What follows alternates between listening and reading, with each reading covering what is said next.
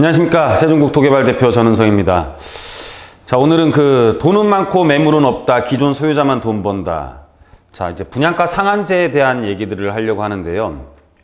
이게 지금 소유자를 억제시키는 정책이냐 아니면은 여러분들한테 싸게 공급하게 하는 게 목적이냐. 그래서 기존 소유자에 대한 재산에 대한 가치를 떨어뜨리면은 우리가 분양받는 사람들이 싸게 받을 수 있어서 나중에 아파트 값이 전반적으로 떨어진다. 뭐 이런 식의 내용들을 많이 전달을 하는데 아주 잘못된 얘기예요. 지금 이 분양가 상한제라는 것은 시장의 가격을 싸게 공급하려고 하는 게 아니고 굉장히 많은 유동성 자금이 부동산으로 흘러 들어가는 것을 단지 막기 위해서 그래서 부동산으로 흘러 들어가는 자금 유입을 차단하기 위해서 기존에 있는 부동산들에 대한 수익성을 떨어뜨리려고 하는 거지, 이게 집이 없는 사람들에 대해서 집값이 지금 너무 많이 올라가 있으니 앞으로 여러분들한테 싸게 공급하겠다 이런 정책이 아닙니다. 그냥 부동산으로 자금이 너무 많이 몰리니까 부동산에 대한 수익성을 떨어뜨리기 위한 하나의 방편일 뿐이죠. 우리가 보유세를 높이는 것도 부동산에 대한 수익성을 떨어뜨리는 거죠. 내가 수익을 그만큼 벌었는데 그만큼 보유세를 내는 거니까. 우리가 양도세 세율을 증가시키는 것도 우리가 많이 벌은 수익을 떨어뜨리기 위한 하나의 방편이죠. 분양가 상한제도 마찬가지입니다. 재건축 소유자들이 돈을 벌 수 있는 높은 금액으로 분양을 해서 조합원들이 이득을 취할 수 있는 수익률을 떨어뜨리는 정책이라고 보시면 될 것 같아요.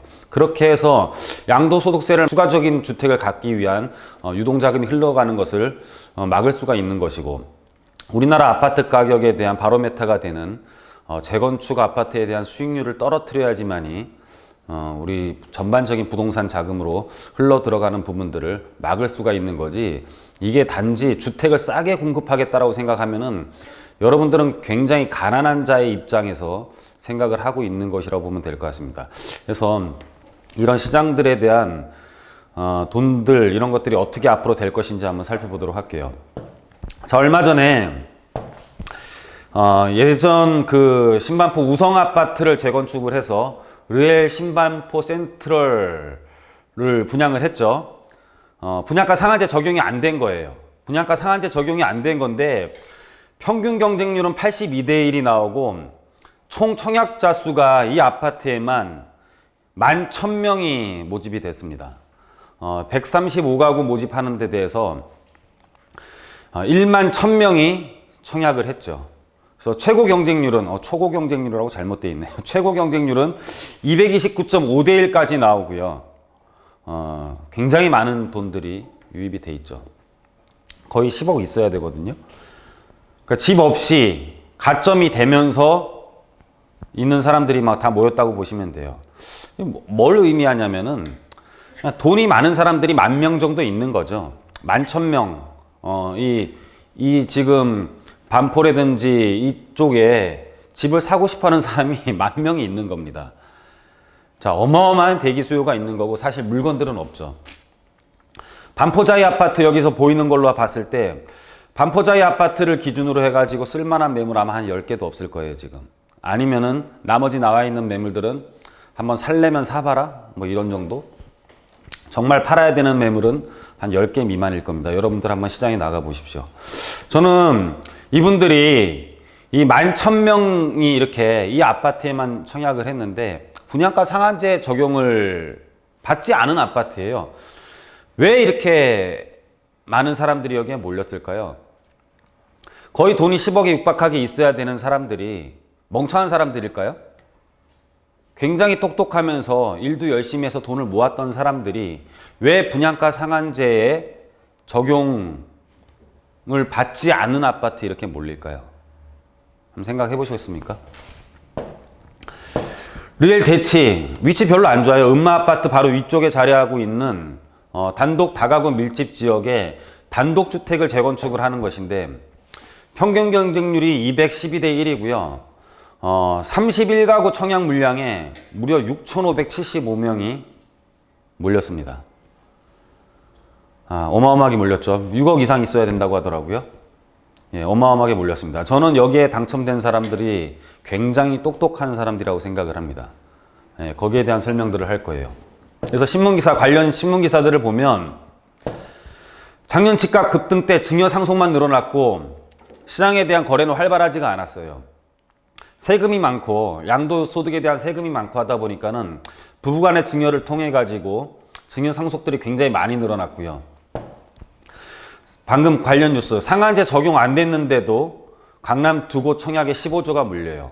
일반 거래 물량이 별로 없고 이러다 보니까는 기존 아파트를 매입을 해야 되는 사람들, 목마른 사람들이 두 곳에 무려 15조라는 돈이 몰려가지고 평균 경쟁률을 212대1 최고 경쟁률이 그리고 461대1까지 나오는 자 이런 해프닝이 지금 발생을 했죠. 자, 어마어마한 돈들이 있는 거예요. 어마어마한 돈들이 있는 거고 굉장히 많은 사람들이 대기 수요로 자리를 잡고 있는 거고 분양가 상한제랑 상관없이 이런 주택에 몰리고 분양가 상한제가 아니더라도 이 사람들은 왜 살려고 하는지 굉장히 똑똑한 사람이에요. 분양가 상한제 적용받지 않은 아파트를 살려고 하는 사람들은 굉장히 똑똑한 사람들이다. 왠지 설명드리도록 할게요. 자, 상한제 후폭풍, 리얼 대체 올 최고 경쟁률. 자, 홍남기, 부동산 불안 때는 분양가 상한제 추가 지정을 하겠다. 이게 무슨 뜻이에요? 이것은 부동산 가격을 막는다라는 정책이지 여러분들한테 싸게 해준다라는 내용이 아니죠. 부동산 불안 때는 분양가 상한제를 추가 지정하겠다라는 것은 여러분들한테 싸게 주겠다라는 게 아니라 기존 부동산에 들어가는 돈들을 막겠다라는 뜻이에요, 그냥. 자, 여러분들 여기 아주 미묘한 차이인 것 같은데도 굉장히 큰 차이라 여러분들이 잘 알아야 됩니다. 그냥 수익성을 떨어뜨리는 거지 목적은 여러분들한테 싸게 공급하게 하려는 건 아니다. 아까 뭐 6천 몇 명이 모집한 대치르엘은 총 일반 분양가구가 31가구밖에 안 됩니다. 그게 무슨 여러분들을 위한 정책이에요. 31명을 위한 분양가 상한제? 말도 아니죠. 예, 그쵸? 자, 왜 이런 일들이 생기느냐? 자, 전매 제한. 이게 굉장히 무서운 거예요. 전매 제한이 있고요. 전매 제한뿐만 아니라 전매 제한 기간 내에 매각 주택을 하면은요, LH에서 우선 매입을 하는 거예요. LH에서 우선 매입을 합니다.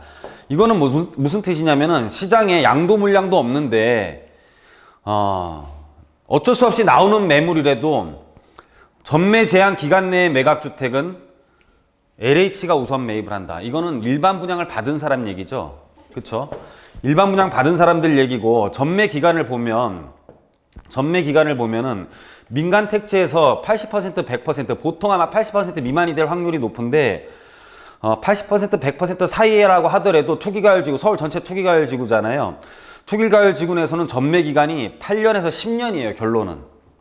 그러니까는 일반 분양 받은 사람들은 결론 못 팝니다. 여기에 대한 설명을 해드릴게요.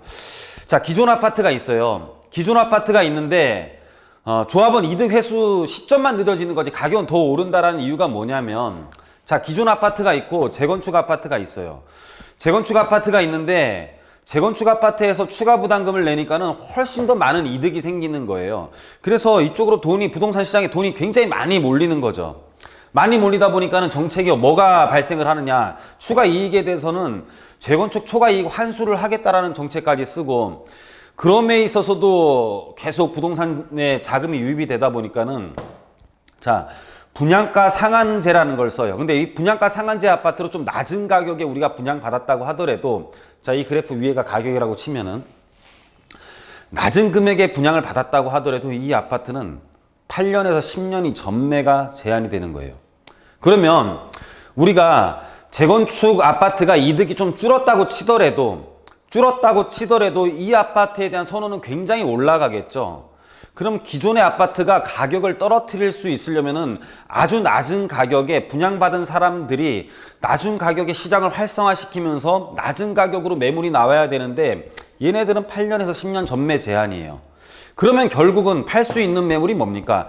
향후 10년 동안 기존 아파트 소유자와 조합원만 거래가 가능한 거예요.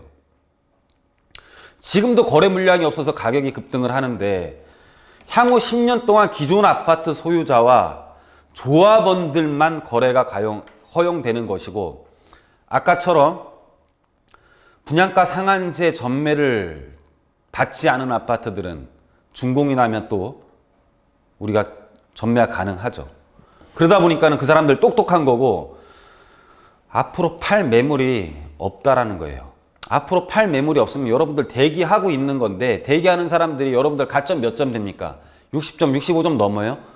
65점 넘고 본인이 사는 집 빼고 납입할 수 있는 금액이 최소 6억에서 10억 정도는 있어야지만이 여러분들이 서울의 재건축 아파트 청약을 기다릴 수 있는 자격이 된다는 뜻이에요. 아무리 분양 물량이 나온다고 하더라도 시장의 물량은 부족합니다. 부족하면은 기존 아파트 조합원들이 당장 수익성이 떨어지는 것 같지만 재건축을 하게 되면은 팔 수 있는 사람들, 신규 아파트들은 기존 조합원들만 8년에서 10년 동안 팔 수가 있게 됩니다. 이 사람들 과연 수익성 떨어질까요? 그냥 늦춰지는 것 뿐입니다. 자, 여러분들, 그래서 이 정책이 여러분들한테 싸게 공급하게 하려고 하는 게 아니라 부동산으로 유입되는 자금을 막는 정책이다. 그래서 여러분들 이 막더라도 크게 시장에 있어서는 결론적으로 봤을 때는 물량 부족이랑 전매 제한으로 인해 가지고 기존 소유자들만 이득을 보는 이런 구조로밖에 흘러갈 수 없기 때문에 여러분들은 기존 소유자가 되는데 참여를 해야 됩니다. 그래서 물론 이렇게 끝없이 올라가거나 또 외부의 효과 충격이 있을 수도 있겠죠. 근데 지금 저금리 상태랑 어떤 세계 동주화 현상들을 봤을 때는 여러분들 향후 2년 정도는 투자를 한번 해보는 쪽으로 마음을 잡는 게 좋겠다라는 생각에 오늘 이 강의를 준비했습니다. 여러분들 좀 생각의 전환을 좀 하시고요. 또 다음 시간에 뵙도록 하겠습니다.